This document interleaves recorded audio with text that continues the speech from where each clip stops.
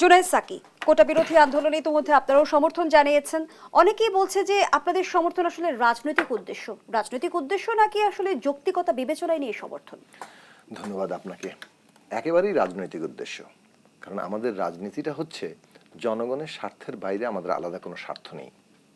তখন যেখানেই জনগণের স্বার্থ আছে সেখানেই আমরা আছি, জনগণের যেখানে ন্যায্য দাবি আছে সেখানে আমরা আছি। আমাদের রাজনীতিটাই তো এটা। ফলে জনগণের রাজনৈতিক যে স্বার্থ সেখানে আমাদের না থাকাটাই তো বরং আমাদের জন্য একটা আদর্শিকভাবে বৈপরীত্য অবস্থান হবে। এখন কোটার ব্যাপারটা একটা সম্পূর্ণ চাকরিতে অংশগ্রহণের সুযোগের সমতার প্রশ্ন, এটা অধিকারের প্রশ্ন। এর চাইতে রাজনীতি আর কি হতে পারে?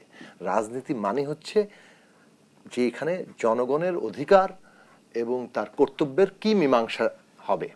তো সেটাই সংবিধানে বিধৃত আছে।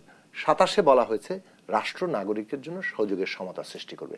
28-এ বলা হয়েছে সরকার অনগ্রসরের জন্য, এটা সরকারের কি বলে ডিসক্রিশন যেটাকে বলে, অর্থাৎ তার এখতিয়ার অনগ্রসর জনগোষ্ঠীর বিভিন্ন অংশের জন্য বিশেষ ব্যবস্থা করতে পারে, তার মানে পজিটিভ ডিসক্রিমিনেশন যেটাকে বলে।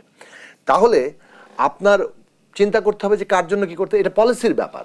আপনি কেন এটা আদালতে যাচ্ছে সেটা আমি আদালতের মানে কাছে আমাদের প্রত্যাশা থাকবে যে তারা এখানে যাকে বলে যে তারা ন্যায় বিচার প্রতিষ্ঠা করবেন এবং সেই জায়গা থেকেই তারা এটাকে দেখবেন।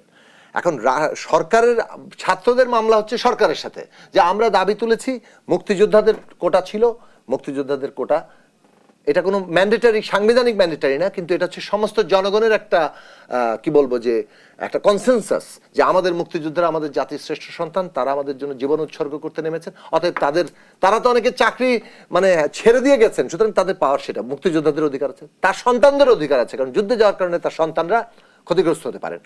কিন্তু আপনি যদি বলেন যে প্রজন্ম থেকে প্রজন্ম ধরে, তাহলে তো আপনি সরাসরি ডিসক্রিমিনেট করছেন, আপনি 27 লঙ্ঘন করছেন।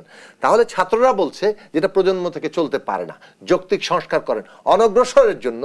সেটা যদি আপনি বলেন যে অন্য জাতির সদস্যরা, যদি বলেন যে আপনার শারীরিকভাবে ভিন্ন যোগ্যতা যাদেরকে প্রতিবন্ধী বলা হয়, কিংবা নারীর অংশ, কিংবা আপনি ধরেন অন্যভাবে যত ধরনের আপনি কি বলে যে অনগ্রসরতা চিহ্নিত যদি করেন, তাহলে তার জন্য যৌক্তিকভাবে আনতে হবে। এবং সেটা ছাত্ররা 10% প্রস্তাব করেছিল 18 সালে। সেটা এখন ধরেন 10% না হবে নাকি আরো 15%ই করতে হবে, সেটা একটা ন্যাশনাল কমিশন ঠিক করবে। ছাত্ররা তো বলেন পুরো বাতিল করে দিতে। তাহলে সেই জায়গাটাতে সরকারের যেটা অধিকার এখতিয়ার আছে, যেখানে সে এই ধরনের একটা কমিশন গঠন করতে পারে। সরকার কেন দীর্ঘসূত্রিতা করছে, কেন পলিসির ম্যাটার আদালতে যাচ্ছে, এর জবাবটা আমরা সরকারের কাছে চাই।